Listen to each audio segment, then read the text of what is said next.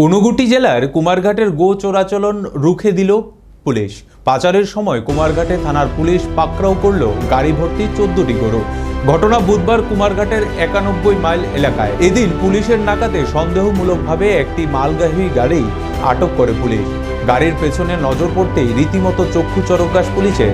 ছোট্ট এই গাড়ির অমানবিকভাবে বোঝাই করা ছিল একসাথে 14টি গরু। পরে গরু সহ গাড়ির নথিপত্র দেখতে চাইলে গাড়িতে থাকা চালক অন্যরা কেউ এর কোনো বৈধ নথিপত্র পুলিশকে দেখাতে পারেনি বলে জানিয়েছে কুমারঘাট থানার ওসি শঙ্কর সাহা। তিনি জানান, পাচারকারীদের তথ্য অনুযায়ী উত্তর জেলা রামনগর থেকে ফটিকরায়ে গরু ব্যবসায়ীদের উদ্দেশ্যে নিয়ে যাওয়া হচ্ছিল গরুগুলো। এই ঘটনায় সুনির্দিষ্ট ধারায় একটি মামলা হাতে নিল। গাড়ি চালক রঞ্জন মিয়া সহ সাবিন উদ্দিন ও নজিব আলী নামে দুই পাচারকারীকে গ্রেপ্তার করে আদালতে পাঠিয়েছে পুলিশ। সেই সাথে বাজেয়াপ্ত গরুগুলিকে গৌশালাতে পাঠায় পুলিশ।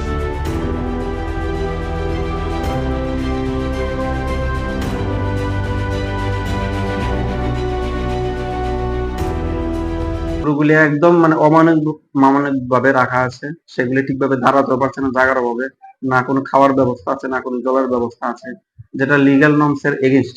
তদন্ত শুরু হয়েছে, এখন দেখা যাবে আসলে গরুগুলি কোথা থেকে এনেছিল এবং কোনখানে নিয়ে যাবে। তারা তিনজনের নাম আছে আমাদের কাছে। রঞ্জন মিয়া, উরবাড়ি সোনাইমুড়ি, যে ড্রাইভার ছিল, সাব্বির উদ্দিন, উরবাড়ি ফটিকরায়, আর নজিব আলী, উরবাড়ি তারাপুর। এই তিনজন ছিল গরুগুলি তার।